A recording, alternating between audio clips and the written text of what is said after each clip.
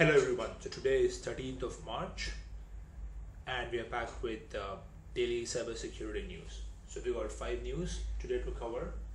The first one is Apple, Google, GoDaddy misissued TLS certificates with weak serial numbers.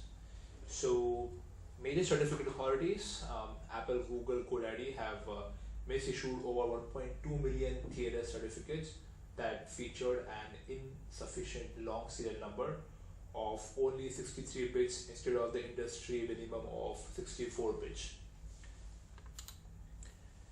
Okay, so this problem does not pose a direct security threat to the users, internet users, but it may lead to a large number of broken sites in the coming weeks as TLS certificates are placed on the fly.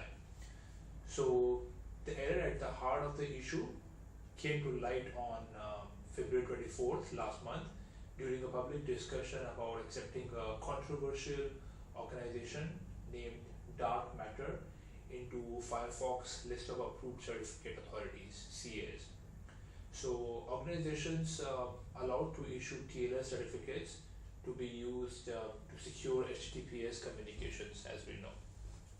So during this review last month for Dark Matter's infrastructure and its past activities, security software engineer Corey Bonnell noticed that the organization had issued 235 TLS certificates that featured a serial number of 63 bits instead of the standard 64 bits for TLS.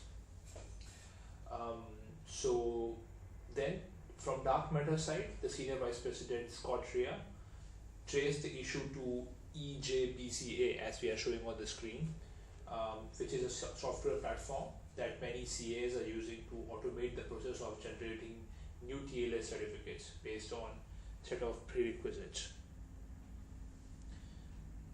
So the problem, as the researcher and others later explained, was that TLS certificates serial numbers used need to be positive integer.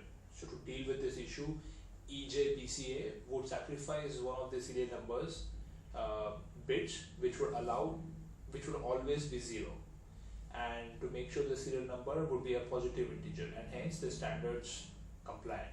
However, by doing this, the 64-bit serial number would be effectively a 63-bit serial number, halving the protection this serial number would have provided as per the TLS standards, and to protect it against the collision attacks, during which attackers try to create forged TLS certificates with identical signatures. There is a research, as we are showing the link here, from adamcordell.com. You can go and read the details of the research. So the impacted CAs includes big names, as we said earlier, Apple, Google, GoDaddy, but also other small CA operators. The misissued certificates weren't actually a huge issue for Apple or Google because these TLS certificates were only used internally at these companies, and they could be replaced by these companies' employees within the next few days or weeks. But for GoDaddy, it's a bigger problem, who purchased these weaker TLS certificates. The company said it issued almost 300,000 TLS certificates to its customers, of which 12,152 were still active, and GoDaddy will be going back to these clients to reissue the certificate, which could be a big issue.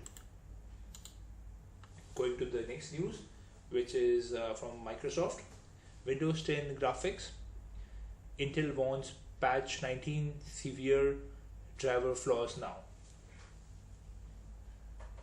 Okay, so actually it's not from Microsoft, it's coming from Intel, but it's for Microsoft. So Intel is warning that Windows 10 users that old graphics drivers are riddled with security flaws that need to be updated with new updates that company has released over the past year. So Intel has disclosed what it says. It says there are high severity flaws infecting the graphics drivers for Windows, which may allow escalation of privilege, denial of service of information, etc. The update is available from Intel's page for downloading graphics drivers. So these 19 flaws were triggered with CVE dated back in 2018. However, fortunately, they all require an attacker to have a local access on the machine to exploit them. And Intel has also disclosed the high severity flaw in Intel Matrix Storage Manager. So we're showing a picture of Intel Matrix Storage Manager on the storage console on the left side. Okay, back to the news. So for this one, Intel Matrix Storage Manager, instead of fixing the patch, Intel is telling users to uninstall the product and stop using it. Intel explains that improper permissions in Intel Matrix Storage Manager and version 8.9.0.1023 and before may allow an authenticated user to potentially enable escalation of privilege by local access. So again, it's a local access one. Then the third one from Intel again is about Intel USB 3.0 creator utility, which is shown on the right side of our image. So the company is also warning customers to stop using Intel USB 3.0 creator utility because all versions may allow an authenticated user to potentially enable escalation of privilege again by locally access. So a product that Intel is updating is software guard extension, which is the next one, with software development kit SDK, which has a bug that could allow denial of service or information disclosure. So this bug have a CVE number also assigned to it. It's a CVE 2019-0122. Is a double free memory flaw in the SGX SDK for Linux before version 2.2 and the SGX SDK for Windows before version 2.1. The bug allows an authenticated user to potentially enable information disclosure or denial of service again via local access. Okay, moving on to the next news, which is number 3. Microsoft March patch Tuesday comes with the fixes for 2 Windows 0 days and few other big vulnerabilities. Okay, so this month Microsoft fixed 64 vulnerabilities, 17 of which were rated critical, including 2 0-day affecting its main product, Windows operating system. The first of these 2 0 days is the one Google made public last week, which is shown on our screen from the ZDNet news, which was published on March 7th. Okay, so this first one was announced by Google. Google said that 0-day was being abused in attacks against Windows 7 only, 32-bit users. But today, Microsoft released patch for not just for Windows 7 but also for Windows Server 2008 systems, which are also impacted by this issue, tracked as CVE 2019-0808. According to Google security alerts from last week, attackers used the Windows 0-day together with Chrome 0-day to escape the Chrome browser sandbox and execute malicious code on targeted systems. This CVE's role in the exploit chain was to allow attackers to execute their malicious code with elevated admin privileges once the Chrome 0-day helped attackers escape from the Chrome security sandbox. Google has also already patched this one last week on Google Chrome by releasing a new version, number 72.0.3626121. Next one, the second 0-day was discovered by Kaspersky Research and tracked as CVE 2019-0797. Just like the first one, this 0-day is an elevation of privilege EOP bug that can allow attackers to run code with admin privileges. An attacker who successfully exploit this vulnerability could run arbitrary code in kernel mode. So attacker can just install the program, view, change or delete data or create new accounts with full user rights. This 0-day impacts actually all Windows versions, not like the first one which only impacts Windows 7 and Server 2008. So this one impacts all Windows version, as I was saying, including Windows 10, the latest one. No details were revealed from Microsoft or Kaspersky about the exploit or on this 0-day, so we are assuming that there is no current in the wild exploit. So these were the top 2 0-days, but in addition to these 0 days, Microsoft also fixed 3 major vulnerabilities in the Windows DHCP client that could allow remote attackers to take over the vulnerable machines. And about the DHCP client flaw, recently there have been a lot of patches for these DHCP security flaws, with at least one in every month from Microsoft.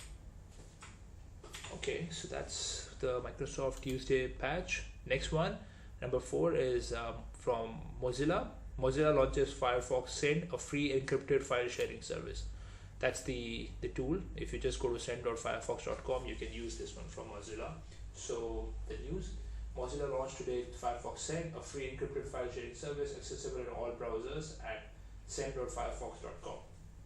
The service works just like any other file sharing service we have available online, and it lets users upload a file on Mozilla's servers and let them share a link to the uploaded files with their friends.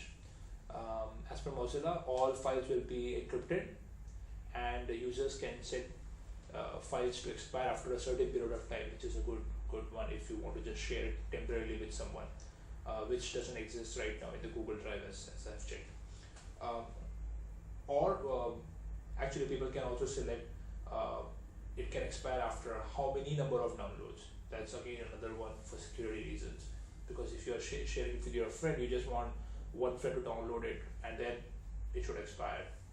So these uploaded files can also be protected by a password that the user can share with their friends in private and avoid unauthorized downloads of sensitive data. Users can upload one file at a time or multiple files at a time, and Firefox will automatically assemble it in a big zip file. That's not something new. Okay, and by default the service supports files up to 1 GB in size, but if you are signed in into Firefox account, then you can send files as large as 2.5 GB. It's currently only available on the web portal, but Mozilla said that the service will be available on Android app in beta version later this week. Okay, then moving on to the last news for today. Vulnerability in Swiss e-voting system could have led to vote alterations. Okay, this one is coming from Switzerland. So 2 different teams of security researchers and academics from University of Australia and Switzerland have revealed today vulnerabilities in e-voting system that the Swiss Voting Commission plans to roll out in future elections. So among the reported vulnerabilities, there is one that security researchers said it could allow an attacker with local access to voting machine to tamper with the cast votes. So the vulnerability actually resides in the cryptographic system that verifies that the cast votes are the same ones that are being reported. However, the cryptographic scheme is weak and allows someone to swap votes, which is a big issue.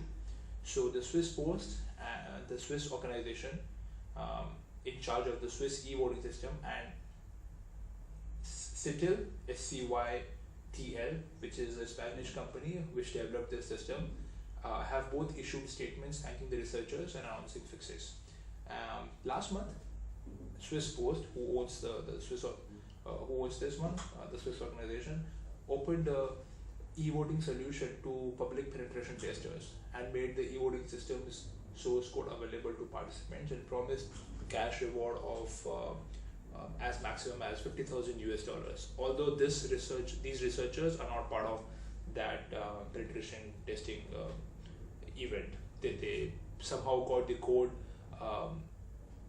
outside of this program and were able to analyze it and report the vulnerabilities. Okay, that's for the news today. Please subscribe the YouTube channel, and we'll see you again tomorrow. Thank you.